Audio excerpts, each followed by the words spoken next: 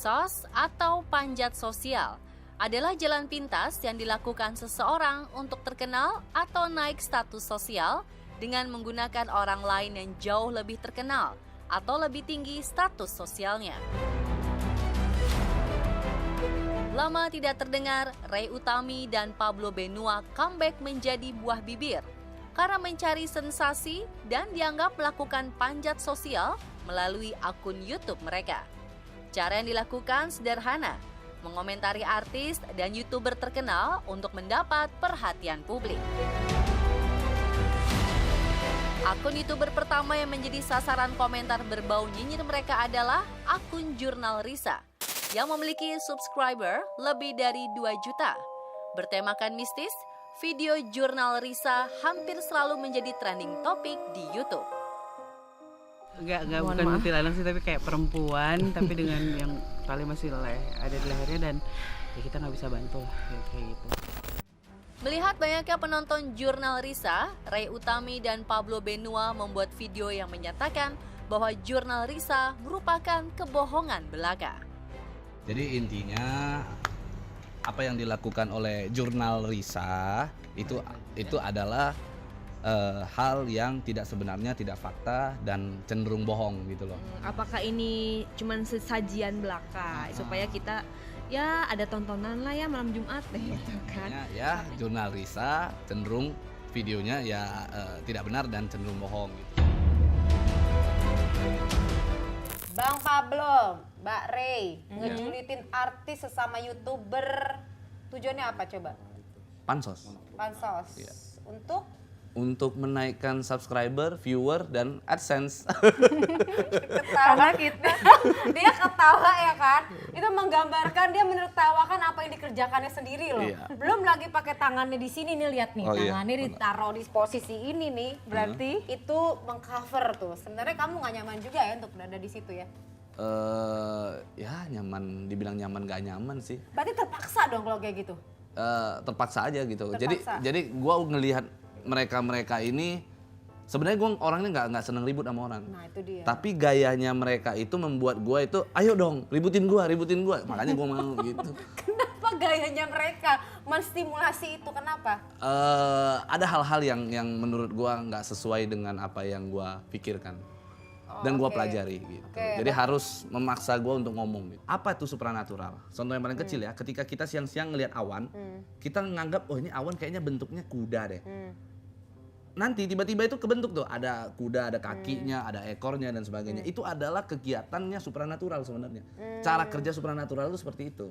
Dia meng-create ya? Iya, dia meng-create. Artinya apa? Imajinasi. Tapi si awan itu akan ngikutin apa yang kreasi dari dia? Kita dia memainkan persepsi? Kita memainkan persepsi. Okay. Jadi nanti pada saat kita melihat sesuatu, kita akan mempunyai persepsi, oh ini kuda, akhirnya yang kepalanya begini, oh iya ya itu kayak dia kepalanya. itu gitu. pada saat metafisik itu dia menceritakan sesuatu seolah-olah berdasarkan persepsinya dia. Persepsinya dia. Nah itulah yang gua sebut dengan imajinasi. Artinya pada saat kita melakukan hipnosis, mesmerism, magnetism, itu kita juga memainkan imajinasinya si korban.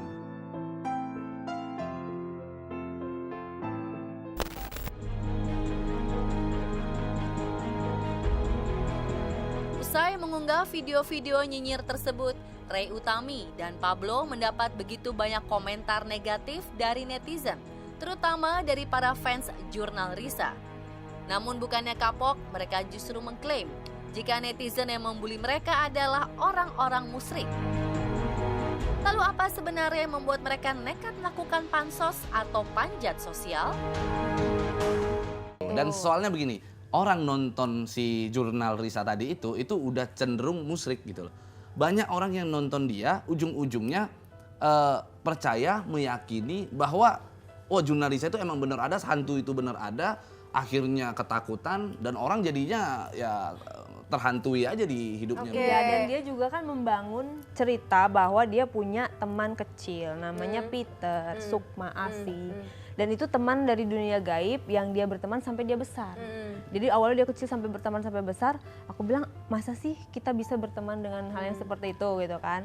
Kata dia nggak ada, itu nggak ada gitu. Terus setelah bikin video ini viral, akhirnya aku dihujat sampai netizen bilang kamu jangan macem-macem ya sama jurnal Risa, nanti kamu dikirimin Peter, dikirimin Asi ke rumah kamu. Aku bilang, wah bagus kalau untuk membuktikan silakan kan. Berarti kalau memang Peter, Asi dan kawan-kawan bisa datang ke rumah kita, berarti benar. Tapi sampai sekarang kita tunggu nggak ada. Tapi kok berharap untuk orang banyak yang subscribe? Kan pengusaha, artinya punya usaha yang bisa dilakukan, bisnis dan lain-lain. Dan Kenapa? itu kan salah satu usahanya. Berarti kamu masih butuh uang? Butuh dong. Butuh ya? Semua orang kan sekarang butuh uang. Oke. Tapi butuh uang itu tidak juga harus kemaruk ya. Berarti masih kurang sekarang pendapatannya? Ya kurang sekarang. Iya, Lo kata kemarin bisa melamar sosok princess kayak begini. jadi gara-gara ngelamar dia kurang.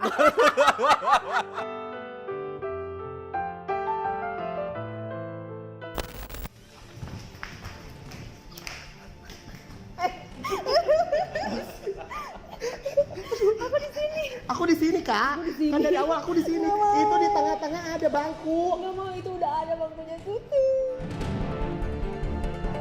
Bukan hanya jurnal Risa dan Sarah Wijayanto saja yang terkena kejulitan Ray Utami dan Pablo Benua. Luna Maya pun turut menjadi sasaran aksi panjat sosial mereka.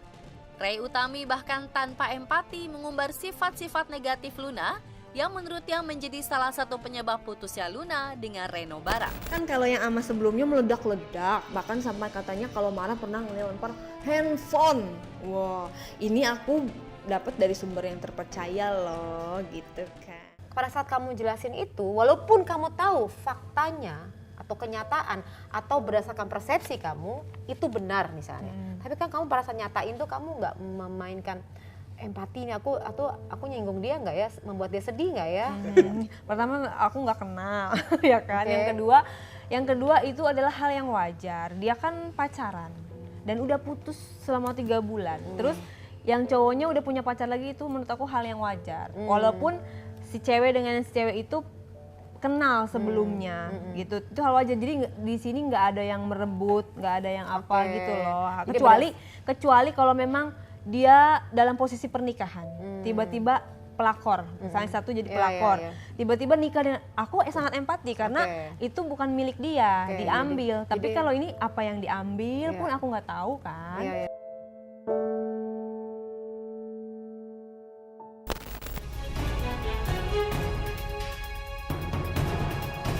Memiliki subscriber YouTube yang segitu-gitu aja, membuat Ray dan Pablo memutuskan untuk menarik perhatian publik dengan sensasi. Bukannya berkolaborasi dengan YouTuber yang lebih terkenal, Ray Utami dan Pablo Benua memilih untuk ngejulitin sesama YouTuber atau artis-artis lain yang lebih terkenal demi panjat sosial yang mereka lakukan. Kenapa memilih menjulitin orang ketimbang dengan memilih membuat YouTube yang kreatif atau yang menghasilkan sesuatu gitu loh? Ada juga sih sebenarnya di YouTube kita itu yang memang kreatif ya. Cuman kita merasa kreativitas kita itu lebih keluar pada saat kita menjulitin orang. Tapi kalau misalnya kata orang, hey lu pansos, kalau dipikir-pikir kenapa kita nggak pansos sama Baim Wong, Atta Iya. Halilintar, Raffi Ahmad yang udah jelas-jelas Followernya jutaan banyak. subscribernya. Iya. Kenapa Kenapa? kita pilih sama jurnal Risa? Iya. Karena selain pansos ada sesuatu yang mau kita sampaikan, Oke, gitu loh. ada. Kebenaran dari teori-teori itu dan meluruskan. Oke lah katanya itu hiburan dinikmatin aja, iya, tapi Harus harus diedukasi. sebagai ada edukasinya bahwasanya itu memang bukan realita gitu.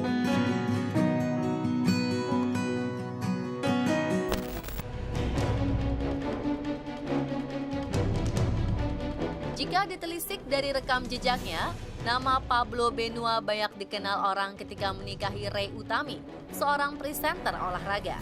Kenal dari aplikasi Tinder, hanya dalam waktu 7 hari kenal, Ray dan Pablo Benua yang mengaku seorang pengusaha kaya menikah dengan tiba-tiba.